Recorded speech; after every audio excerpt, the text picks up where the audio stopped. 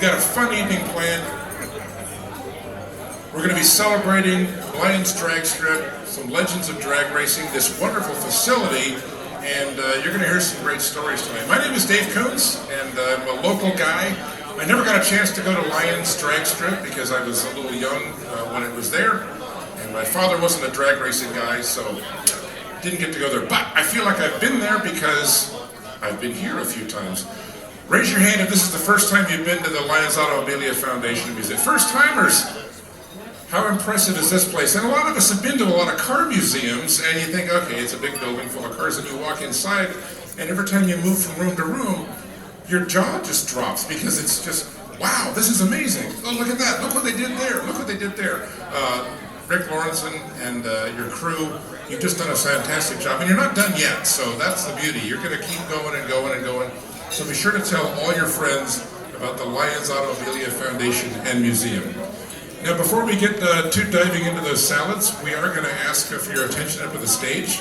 And we're going to ask you to welcome our singer who's going to do the national anthem for us. Her name is Kathy B.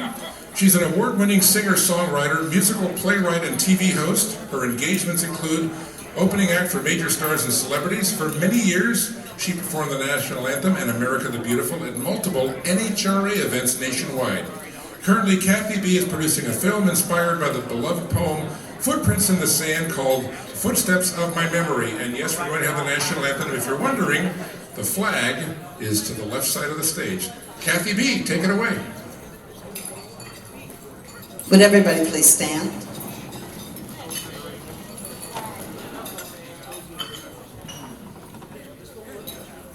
Oh, say, can you see by the dawn's early light what so proudly we hailed at the twilight's last gleaming, whose broad stripes and bright stars through the perilous fight o'er the ramparts we watched were so gallantly streaming, and the rockets' red glare, the bombs bursting in air, gave proof through the night that our flag was still there. Oh, say does that star-spangled banner yet wave o'er the land of the free and the home of the brave?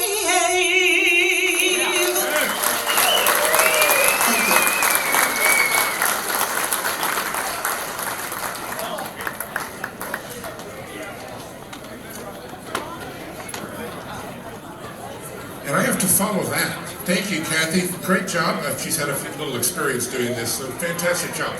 So what are we going to be doing tonight? Well, we're going to be celebrating the 50th anniversary of the last drag race at Lions and its top 8 winners. Also inducting the first class of Lions Automobilia Hall of Famers, our great leaders in motorsport. You're going to be able to say you were there when the first class of Lions Hall of Famers were inducted, and you were in the room when it happened. And you probably want to know a little bit about this museum and how it all came about and how Rick had the vision to do this. And fortunately, we have a little video, so if you can turn your attention to the video screen, and you're going to see Rick's story.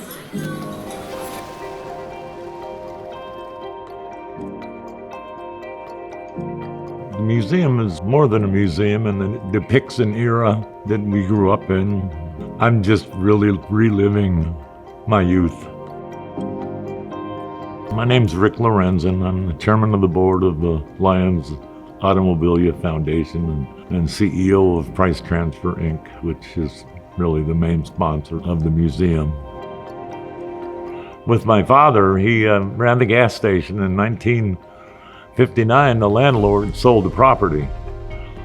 So my dad, at the age of 61, had to go into a new career, so he bought one of his customers' trucks, Mr. Price, and started hauling baggage out of the harbor. When I went to Lions Drag Strip in the late 50s, Stone Woods and Cook was a famous Willys racer back then. My first car was an Oldsmobile and is still one of my favorite cars. Stone Woods and Cook and Oldsmobile, they were the top of their class, and that's what got me started in watching them. So I bought my first Willys in 1960 because I was going to go build me a Willys. That never happened. Uncle Sam called and I had to go in the Army, and when I got back, I had to go to work with my dad. That's all I've been doing ever since. Our first truck was a 1-ton stake bed Chevy, 61 Chevy. Used that for many years. In the 70s, I finally got my dad to rent a little warehouse because we just worked out of the house. And so we developed from a baggage transfer company to a warehouse, and now we're a contractor for U.S. Customs on handling import and export cargo. Hope he thought, "You did good, kid." And that's been our life. Basically, had one job. My daughter, she is president of the company and also of the foundation. We made it into a foundation so that it will go on beyond me with her, keep it alive. It's just really a pleasure to pass this on.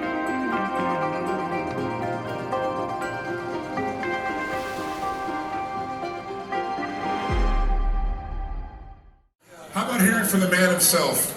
I got to meet him last year when I came by and did a story on this place, and what a fascinating story about growing up in Southern California, being a motorsports person, being a successful businessman, and then being able to share his passion of this wonderful museum. Ladies and gentlemen, would you please welcome to the stage Rick Lorenzen.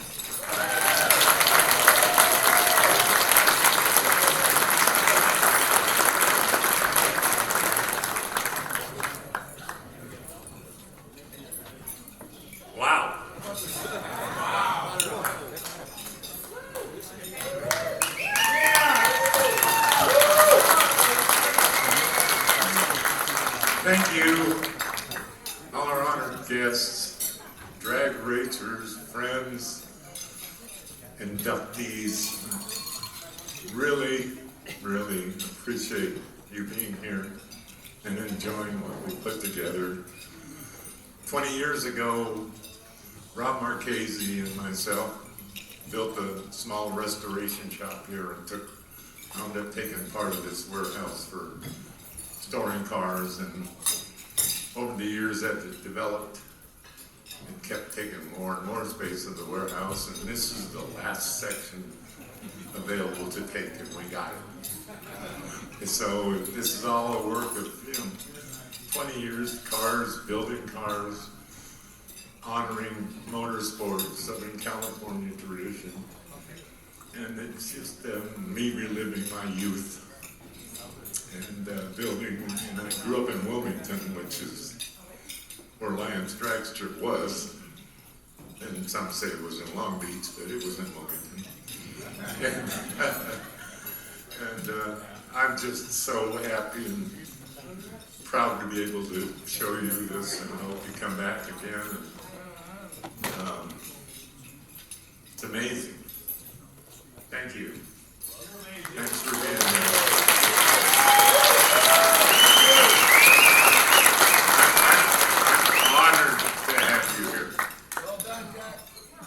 I think I'd like to introduce my daughter, who is going to be the future of this museum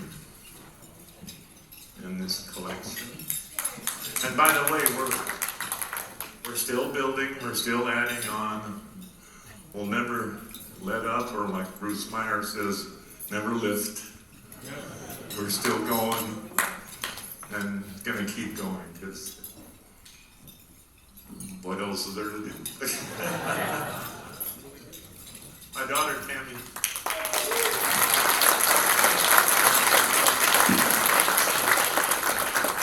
So I look forward to continuing to showcase this history into the future for everyone to enjoy.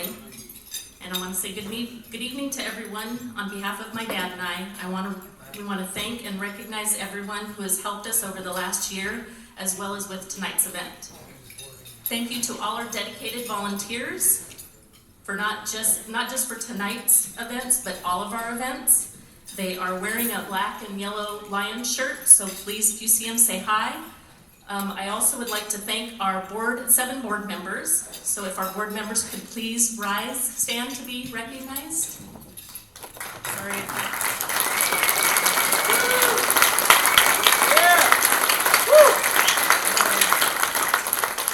And of course, our sponsors.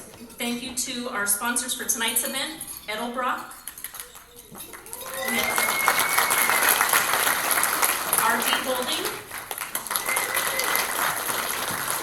and we also want to thank our associate sponsors, California Car Cover, Mothers, and Rock Auto. And thank you to all of you, our guests, for joining us tonight. We truly appreciate it. And now, back to Dave. Well, thank you, Tammy. Thank you, Rick. How about another round of applause for these two? They're here. You know, we get to come wandering in here once in a while, see this place. They're here all the time doing this. The board, and any board that has Dave Merrick on it is a board that I can support, especially when he's got a tab going at the bar. So just tell him Dave's tab. I want to remind you really quickly, we do have the silent auction. We know a lot of people were out there signing up to get some goodies. We're going to have the winners later. The auction will close at 9 o'clock. You have plenty of time, maybe if you're making a comfort break during dinner or during the program. Go by and bid on something, and it'll support the foundation. And they got some really cool stuff over there. So, I think we're about to enjoy our dinner. We're going to have some nice dinner music, and we'll sit down and look back a little bit with our award winners.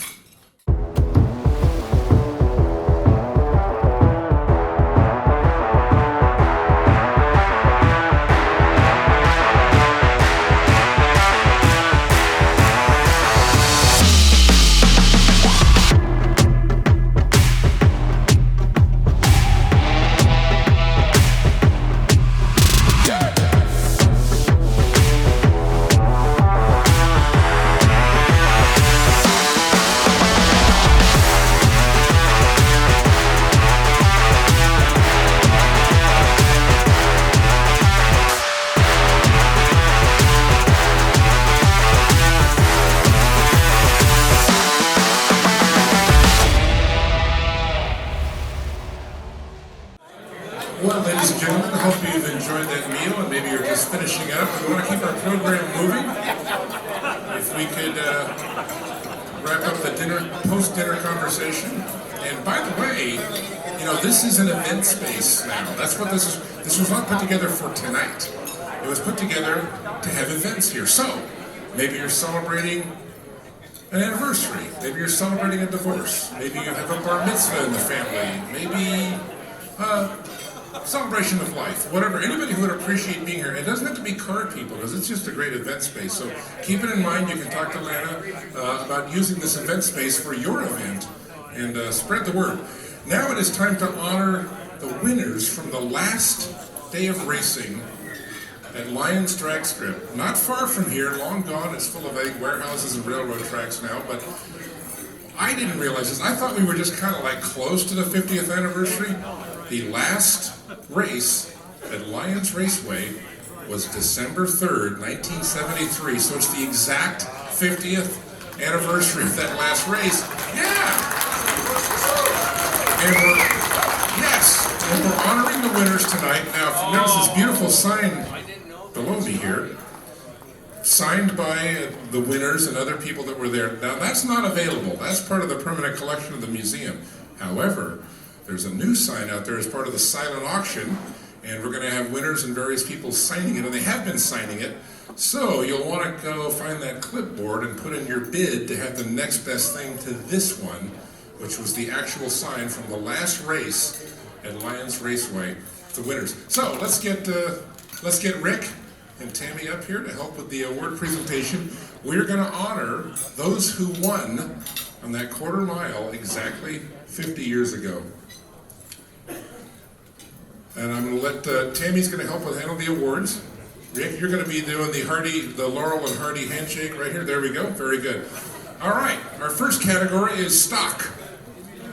And it was Dave Benisek. Michael Benisek will be accepting.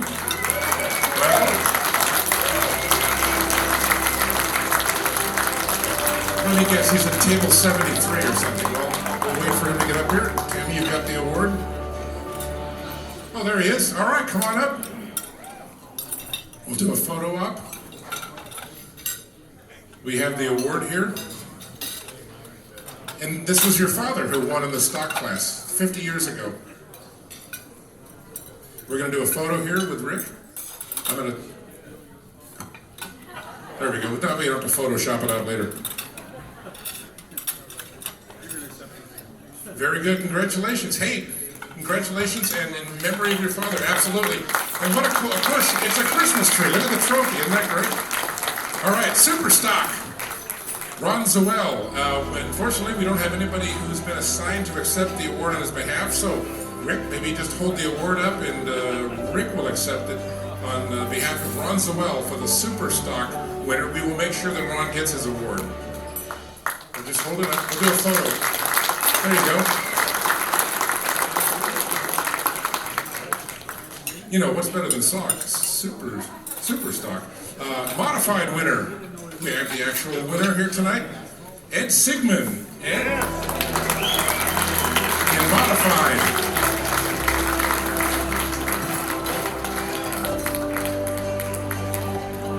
Here he comes.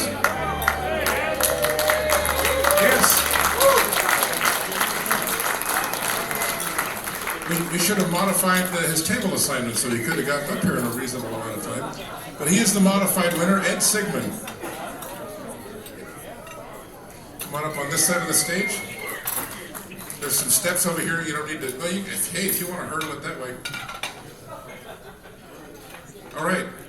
Right on the starting grid is right there. It's the no, don't red light. You got to stay right on that white line right there.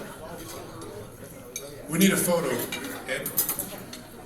If you could be pre-staged right there. There we go. Nope. Pre-stage, stage. Okay, and right over here, I think we have a photo. No, you're going to stand with Rick. Sorry.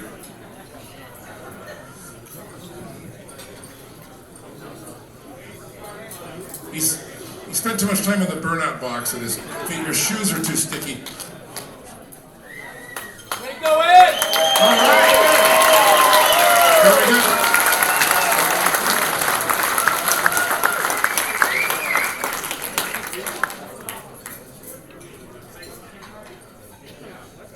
Ed, what kind of car was that?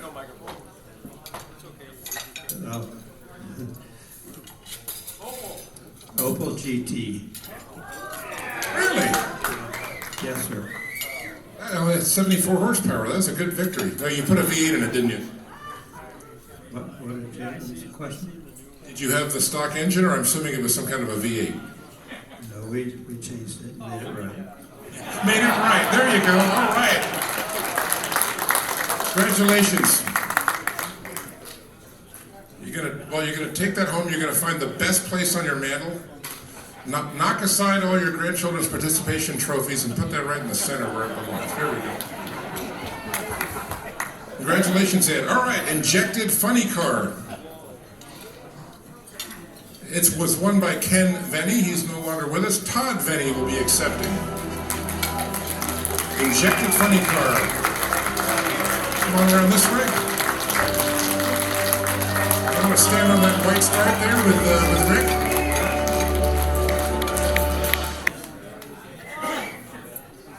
Put this back down for... Oh, there's the camera. The camera keeps moving, so... Well, yes. We figured as much. But we want to be on Instagram, so I'm going to look at yours. Congratulations. Good job. 50 years to the day, can you believe it? To the exact day. 72. 1972. 72. Why did I say 73? Oh my gosh. I shouldn't have had all that free wine that Dave Merrick bought me before dinner. 1972, of course. Yes. I can do math, really, I can. Of course, that's why I flunked out of engineering school. Our competition winner, the competition class, Jimmy Scott, who I believe is here.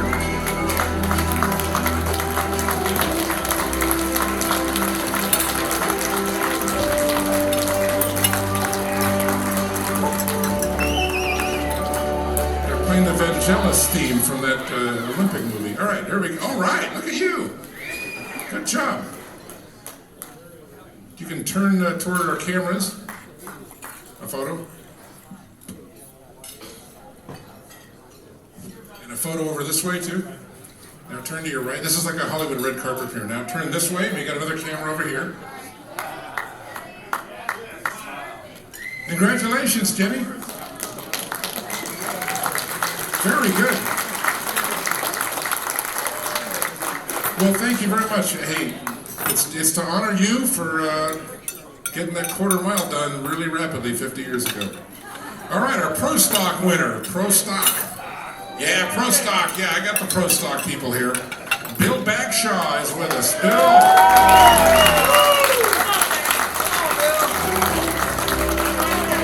Here it comes. Oh.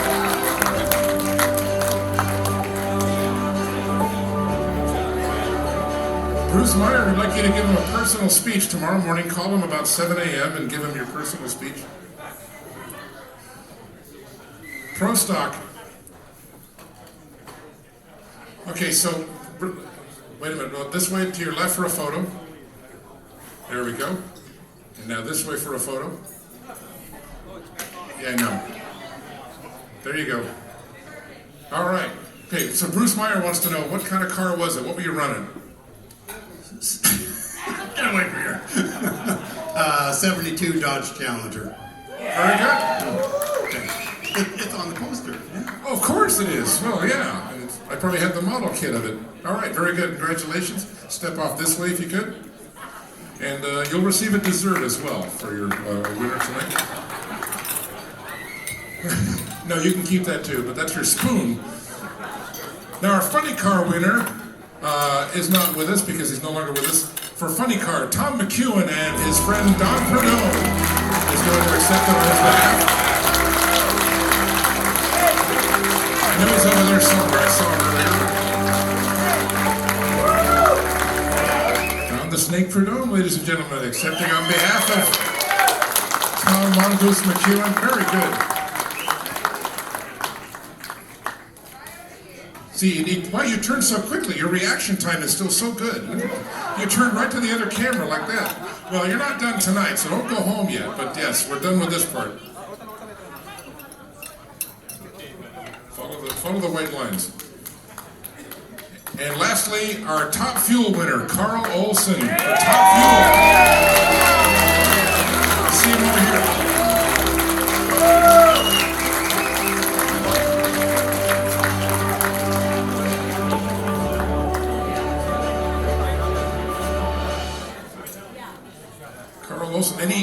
And he dressed up. Look at it, he's got a tie and everything. I mean, come on. Yeah.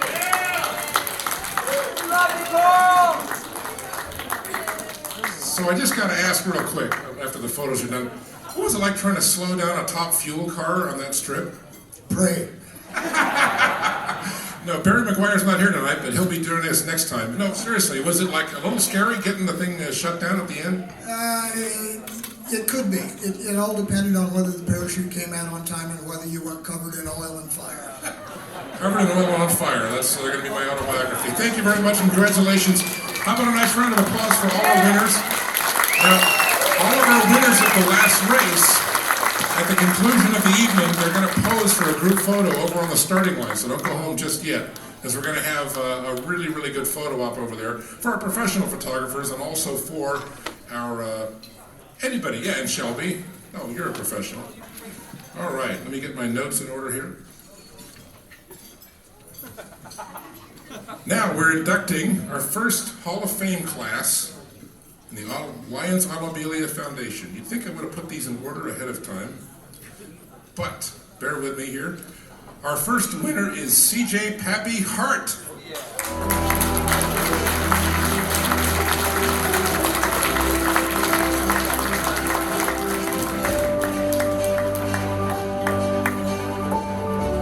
CJ Pappy Hart spent most of his career as a manager and promoter of drag racing events. In fact, he created the first professional drag strip that charged admission on an unused runway in Santa Ana, California in the 1950s. He also helped to develop the first electronic timing system and the earliest drag racing safety rules. That was that covered in oil and praying.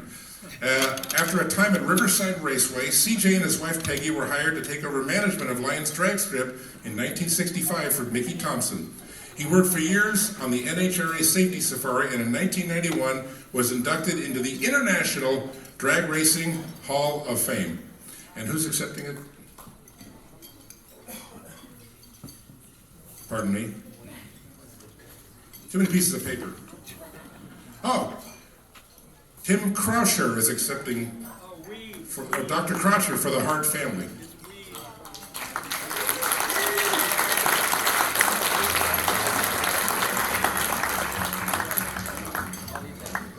There we are.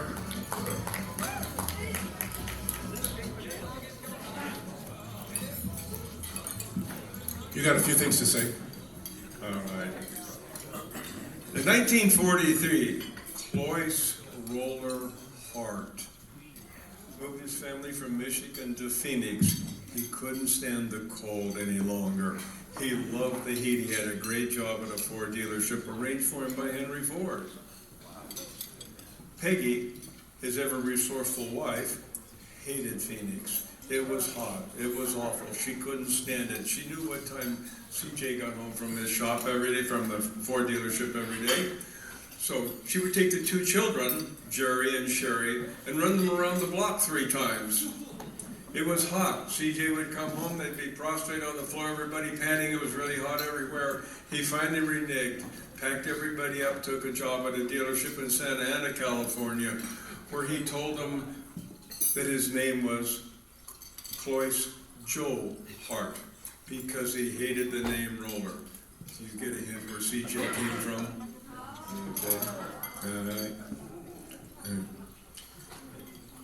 In 1950, it was already been said, Frank Stillwell and Creighton Hunter and CJ got together and worked out a deal with a group of people in Santa Ana, and they opened the Santa Ana drag strip in 1950, ran to 1959.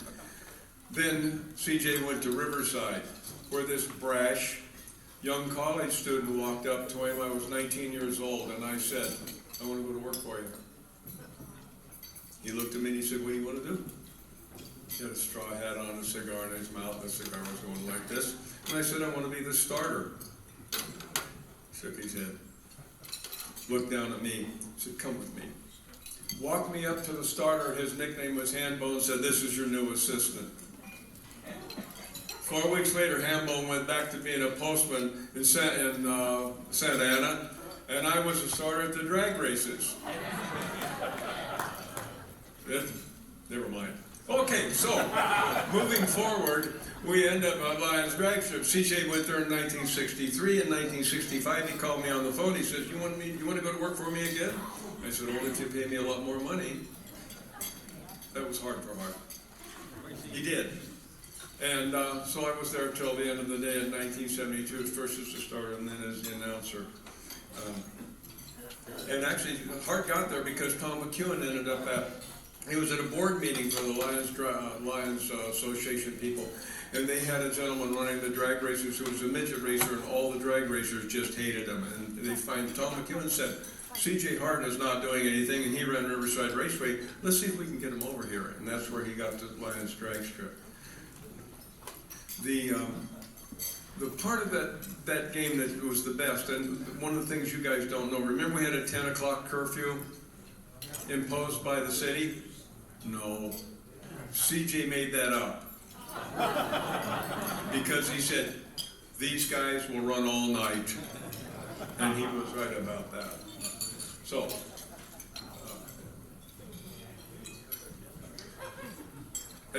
after he retired from doing that, I'm looking at different notes here.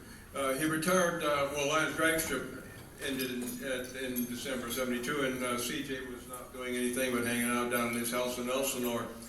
And he really didn't want to get out of the sport.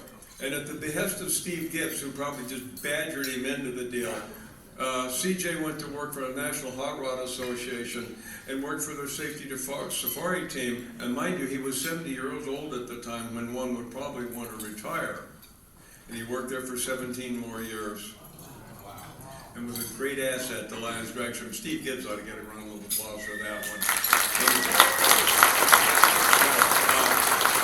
could have gone up here, I could have stood up here and talked about all the accomplishments Hart had, but I thought better that we just talk about Hart the man. I'm going to tell you, he was a fine man, a good man, one of the best friends I ever had. I knew him from 1957 when I went to my first drag race in Santa Ana, and I was in the hospital room with him the day before he died. A lot to be said for that. Good man, good honest man. You guys are all lucky to have been part of his life. Thank you. Thank you very much.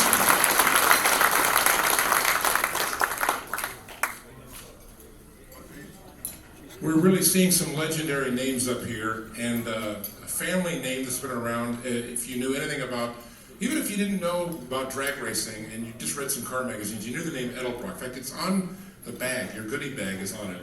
Cammie Edelbrock, can you join us on the stage here? Because our next Hall of Fame winner is Vic Edelbrock Sr., Cammie's grandfather. Come on, Rick, stand over here with Rick. Vic Edelbrock Sr. was born in Kansas in 1913. He moved to Southern California at the age of 18, where he began work as an automotive mechanic. And by 1933, he was part owner of a garage in Los Angeles, which marked the beginning of a lifelong career in the automotive and racing industry. And here's my favorite story. Vic's family car, a 1932 Ford flathead-equipped Roadster, would become the test car for the first Edelbrock manifold called the Slingshot. With Vic Sr. behind the wheel, the 32 Roadster made history by breaking speed records at Muroc Dry Lake, which is now Edwards Air Force Base. After World War II, he pioneered the use of nitromethane in his V860 equipped midget race car to beat the Offenhauser equipped cars at Gilmore Stadium. After his untimely death at age 49 in 1962, Vic Edelbrock Jr., Cammie's father, took charge of his father's company, building a racing and performance empire that still carries the Edelbrock name. And my best stories about that family car that he was running at Muroc, Vic Jr. laid across his parents' laps on the way up there and back. You know, I mean, Child Protective Services didn't exist back then, so you could do stuff like that. But a very worthy inductee into the Lions Automobilia Hall of Fame, Vic Edelbrock Sr., Cammie's grandfather. Congratulations.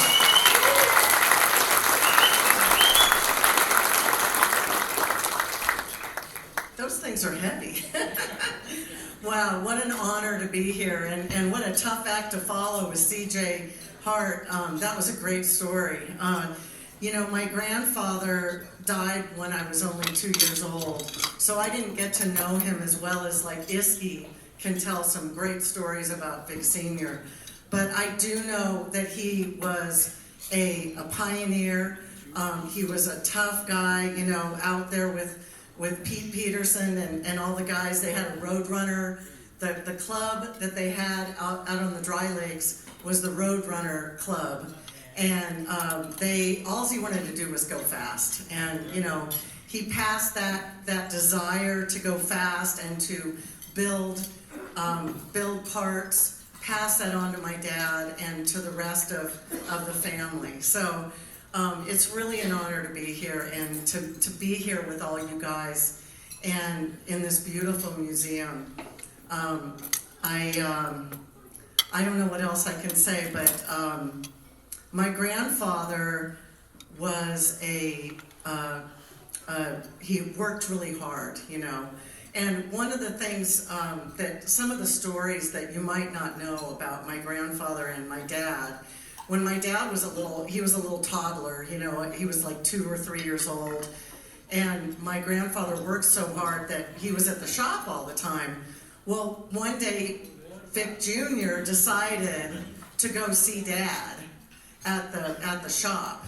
And he just walked out the front door and started going to the shop. And my grandma Katie was chasing after him, you know, Vic, come back, you know. And so from then on out, it was Katie would bring the dinners to Vic Sr., bring the dinner to him, bring Vic Jr.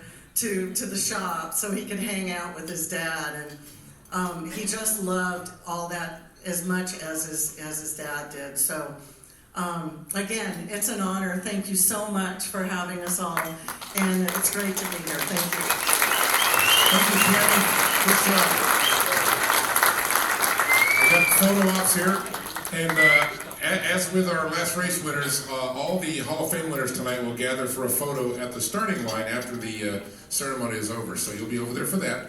And I'm sure your grandfather and your father are very proud right now of you coming up here and carrying on the Edelbrock family legacy. Our next winner is one of those familiar names as well.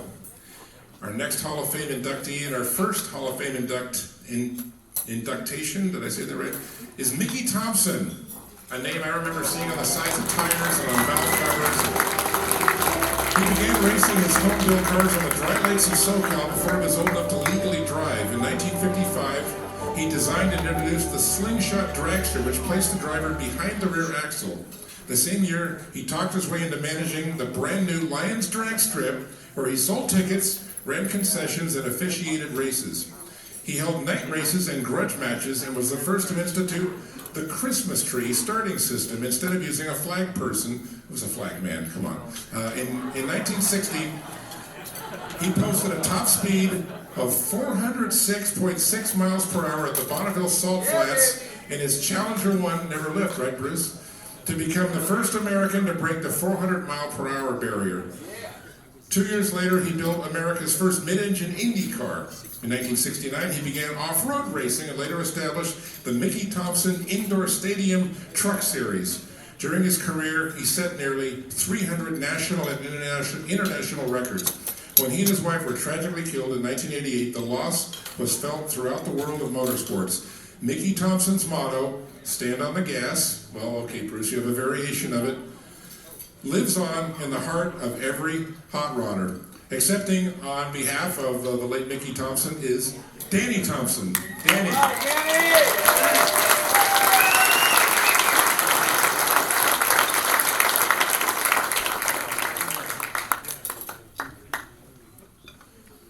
The floor is all yours. Thank you, thank you. Well, what a great honor. It's an honor for me to represent the family and keep my dad's legend going and going for however long we can keep that doing. Can't see anything up here. My dad, well, it was pretty much covered all the stuff that my dad did. I mean, between Bonneville and Dry Lakes Racing, and he came up with, the guy never slept, came up with different things all the time. You could, I mean, being his kid, like he'd call you at 2 o'clock in the morning and say, get down to the shop, I got a new idea. You know, I mean, that was constant. So between, I mean, like they're talking about the rear engine car at Indianapolis. Here's a guy that's a Bonneville racer, a drag racer, that goes to Indianapolis and comes up with a rear engine car with a stock block motor. And he's got some rookie that comes to drive for him named Dan Gurney. You know, so I mean, so he was always coming up with something between off-road racing and all the different facilities that was pretty amazing. So we've been talking about the last drag race, you know, tonight. So let's talk about, my dad was 27 years old when he got the contract to do Lions, to become the manager, and there was nothing there. They were fields, and I mean, nothing. They had to grade the track. I don't know if it was the first purpose-built drag strip, but it was pretty close to it. It was actually built from scratch just for drag racing. So Lions opened in 1955. My dad, 27 years old, working for the LA Times, didn't have any drag racing track management experience at all. So anyway, the first night at Lions, let me see my notes here, 4,533 people. Very first night. That might have been more than the NHRA race a couple weeks ago. Sorry. But I mean, nobody was prepared for anything. There wasn't any real parking. There wasn't any fences up or anything like that. So people were parking out on 223rd and walking in. So that count of 4,500 people could have been way more. They weren't sure. But I mean, ran out of bathrooms were overflowing, no food, everything was out. So they sold, they sold 1,064 pit passes the first night. 214 cars entered, 23 motorcycles, 750 time slips passed out. Top eliminator, anybody? Ed Lorenzen. So top eliminator first night. So anyway, my dad did a lot of stuff, and congratulations to, Iskey and Snake and Mr. Edelbrock, CJ for sure, who took over the drag strip after my dad, but an honor. Thank you, Rick and Tammy. A facility here that it's to die for. So, on behalf of my dad, thank you very much.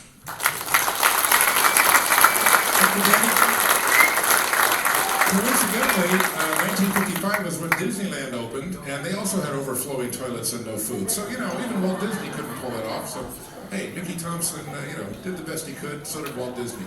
Congratulations. Do we have all the pictures? Very good. Well, our next inductee tonight is a man that we all knew if you played with Hot Wheels and you read car magazines, and he's already been up on stage once, but it's a legend in the world of drag racing and motorsports, and he still gets around and does all kinds of stuff. Don the Snake Prudhomme, would you please come back to the stage?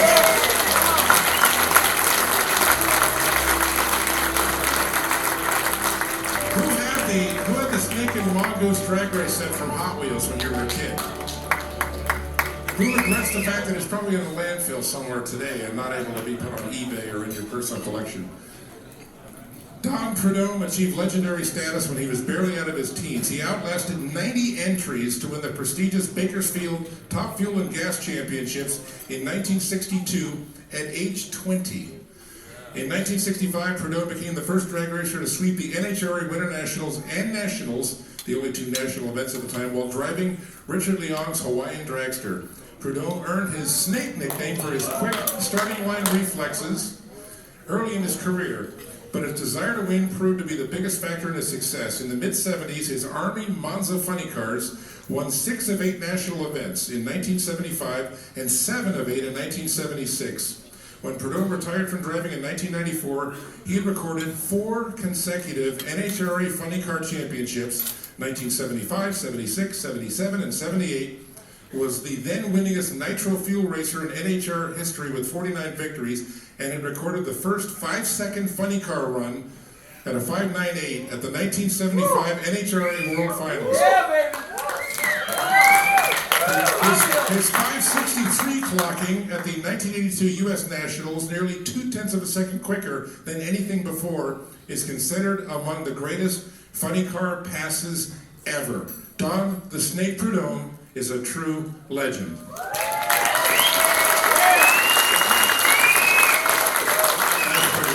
That's pretty goddamn good, isn't it, huh? How about that, huh? Mongoose used to dream about doing something like that. But I sure miss him. Yeah, so my experience at Lions Drag Strip started in about 1958.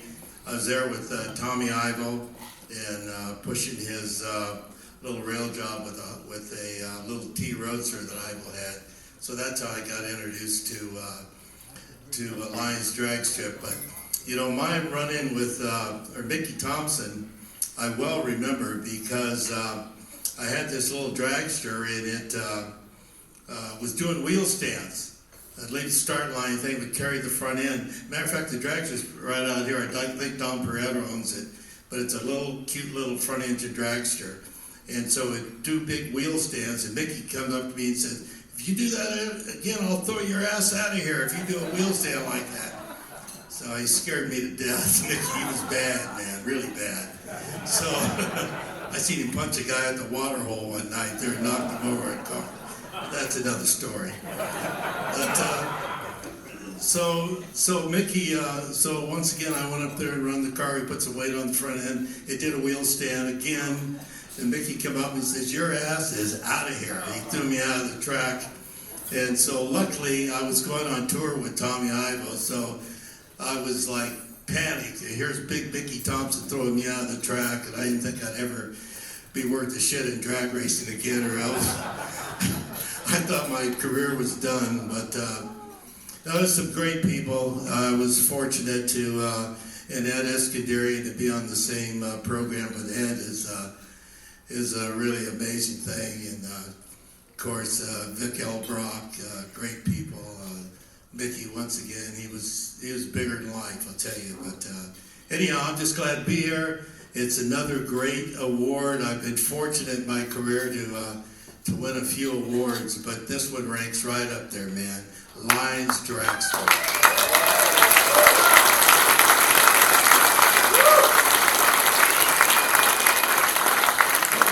So yeah, wasn't for Lions Drag Strip and the Road Kings of Burbank and meeting Tommy Ivo, it's just been a wonderful go. So thank you very much.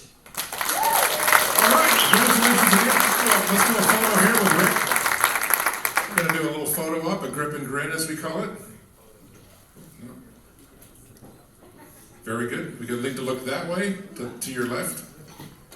No, that way. There we go.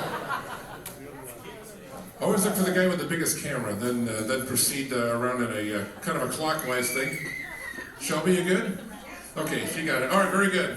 Congratulations. Now you keep it take it with you. That'll be your receipt for the valet parking when you get out. So.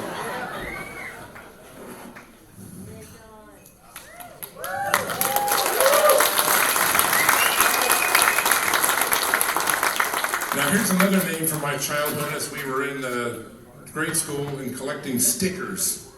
Because if you had an Iskenderian Cams sticker, that was gold on the play yard. When we were playing kickball, if you wanted to trade stickers and Iskenderian Cams. He recently celebrated, this is Ed Iskenderian, of course, if you didn't know who we're talking about, Iskey, the Cam father. He recently celebrated, in fact, can we get Iskey up on the stage here? We're talking about him, I know he's here. Can we get, let's help this spry young man up onto the stage. How about a round of applause when he makes his way up here, too?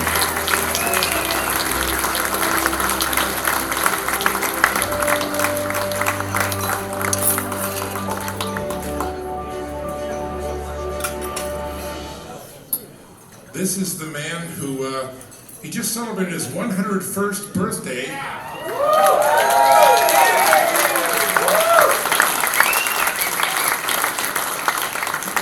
Come around to the right, there we go. And he's still active in the racing and automotive aftermarket.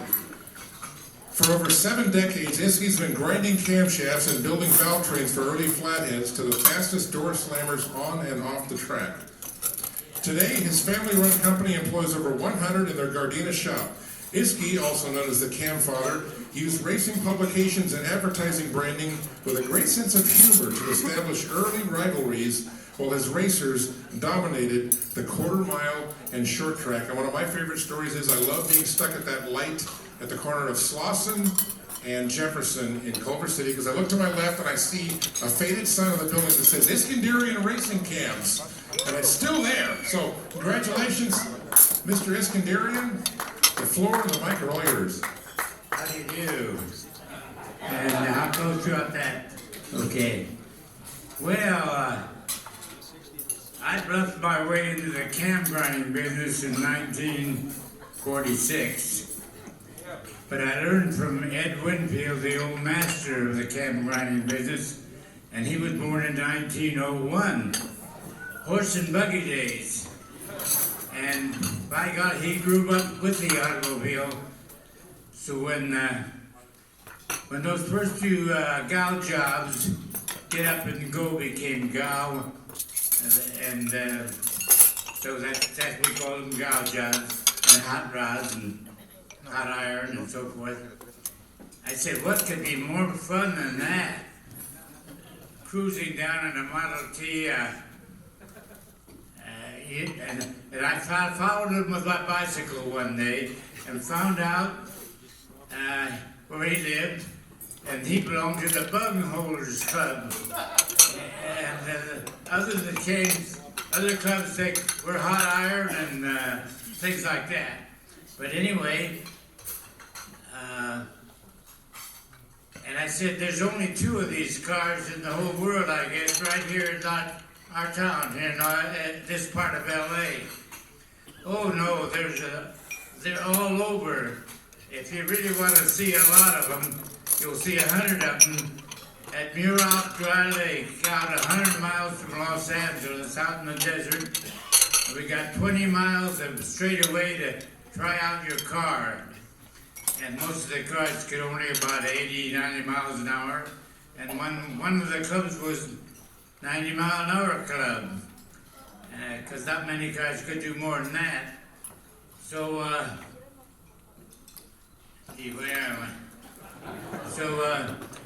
when I went to buy a cam from Ed Winfield, the old master, he showed me his cam grinding machine, and I was fascinated. He had built it himself, and he was also he had won all kinds of races with his Model T race car on the racetracks around Los Angeles and back east also. So Well, later on, I roughly my way into the can business, and I was going along for a while. I'd heard about Mickey Thompson, but I'd never met him. And by golly, I got a call from Mickey Thompson. He's come over to see me, and he's got a proposition for me. He's going to build a 4-engine car, and he's in with Knudsen with Pontiac. There's going to be 4 Pontiac engines. 2 will be spares, and I'll have to furnish roller cams and kits, springs and so forth for each one of those engines, and I'll have to buy from Stu Hilborn. I'll have to buy 4 fuel injection systems, and I'll have to buy 4 magnetos from Joe Hunt, Scintillas. So, okay, comes to about $3,000. So I say, I think I'll go over and see the old master, Vic Edelbrock, the old man. And I tell him about the deal I made. And he says, tell me something. Has the man ever bought anything from me before? Oh, no, he never has. In fact, I know he's a Harmon and Collins man. I wonder why he came to me. But anyway, I did exploit him to the hilt when he made a success. And he had and by golly, when he came over, he was very exciting to listen to him talk. He had so much enthusiasm, you couldn't turn him down. Because he would hire the best he could get when it come to crew chiefs and mechanics and machinists and so forth. So, then what happened? Oh yeah. Well, I guess that was, Vic Thompson. And Edelbrock. Yeah, Vic Edelbrock was a very conservative man, yeah. Right, and I got business advice from him. So, oh, let's see. Do you want to hear any more of that story? Another story?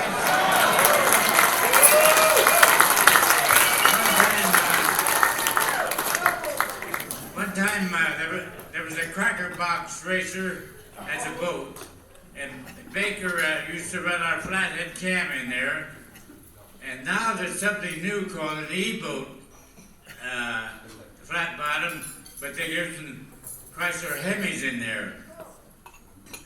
So Baker who decides I'm going to get one of those too. Keith Black is building 4 Chrysler engines right now for the E-boat class for different customers, and so he goes to him and says, I want you to build me a cam for my E-boat, and build me an engine, and I want to use an Iskenderian cam though, because that's what I always used on my flathead. Well, if you're going to use an Iskenderian cam, I use nothing but Cliff Collins of Harmon and Collins, sheepskinned engineer. He had a sheepskin, he really did. And I won't build your engine. So he starts to walk away, and Keith changes his mind, and calls him back and says, okay, bring the cam and I'll build your engine. They all showed up at Marine Stadium because Keith Black used to build most of the engines that raced there. And there were 4 with Cliff Collins cams, and one with the Issy cam, and one ran away from all the others and revved way up high, and so his customers wanted to know how come 4 of us got all left behind by 1. And so he come over to see me on Monday morning. He wanted 4 roller cams just like the ones we had made for a baker. And I fixed them up for him, and he says, by the way, we're going big, we're going all over the world. And I know when you sell to Edelbrock, you give them 50 off, all right, but you give them an extra 5%. I'd like to have that too, because I'll be selling all over the world. Oh, I don't think you could do that, but good, but, and besides, you learned a lesson here. You learned a lesson here about cams.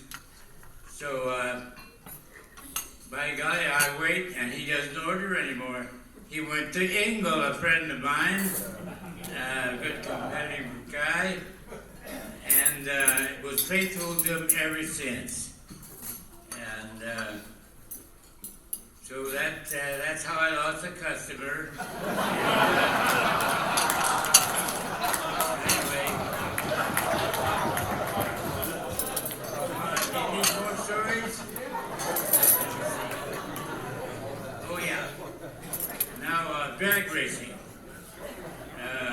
Sometimes a young guy is running a dragster out there and doing pretty good, but a fellow that's got some money, he might be a contractor or a farmer with money, and he decides to work with that fella, and Christman Cannon would be a good example. But in this case, it was Lisinski. Lisinski's got not much money, and he's doing pretty good, but this building contractor decides, I'll help the kid and maybe we can go to the top in drag racing. So they go to Chet Herbert, because they're using Chet Herbert's cam, and they say, Chet, we want you to make me a hotter, a better cam. Well, no, you already have the best there is, the best the other guys are using and going faster than you. You guys just don't have the right combination. And you got the best there is, it can't be improved on. Okay, let's go to Iskey and see what he can do for us. So I make them a cam, and they don't go any better. So they say, that's okay, it's not your fault. We're going to Tony Capan's dyno, and we're going to set the smag. Oh, you don't need to do it that way. I said, you can do it with a buzzer and a timing light. Oh no, we do it there on the dyno. He revs it up to about 4,000.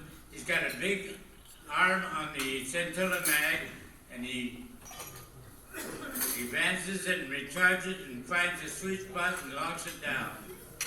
Oh, okay, well, when we get finished, we'll check it out with a buzzer, and we can set it in and out without any problem. So, we arrived at Nicky's, at Tony Capan's dyno shop. And he sees that our cam doesn't have his mousetrap springs on the exhaust rockers, which were a pretty good idea. I told him, so I like your idea, but I don't need those. And you say that if we don't put those on, we won't be able to rev over 5,000. Because you have already learned that by working with Chet Herbert, and you've improved his cams with your rat trap springs. Have you remember what they look like? Anyway, that's enough. Anyway.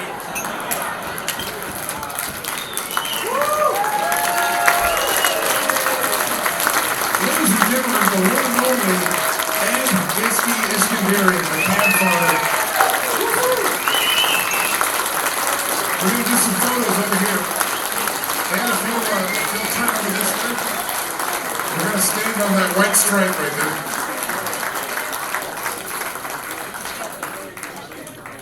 We'll just step aside for a minute, let them have their photo op. the one and only Cam Father.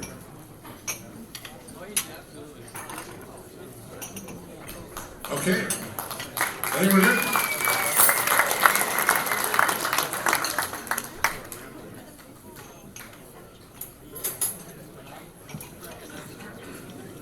You can be helped off the stage by a pretty girl or this guy, your choice.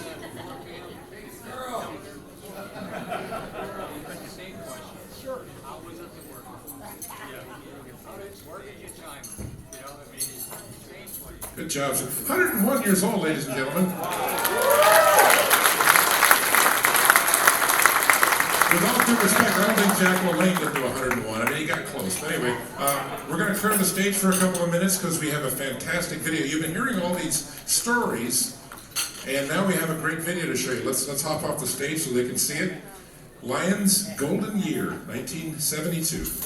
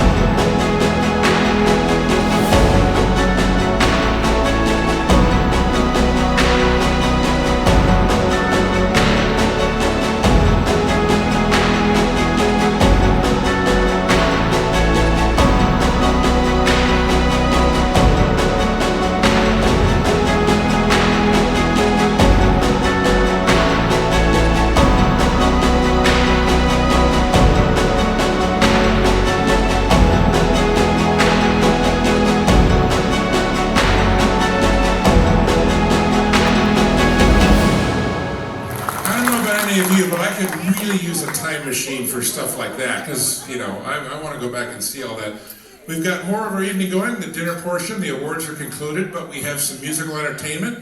There's drinking, there's dancing, and there's that silent auction. And remember, we'll do the silent auction. We'll wrap that up about 9:30.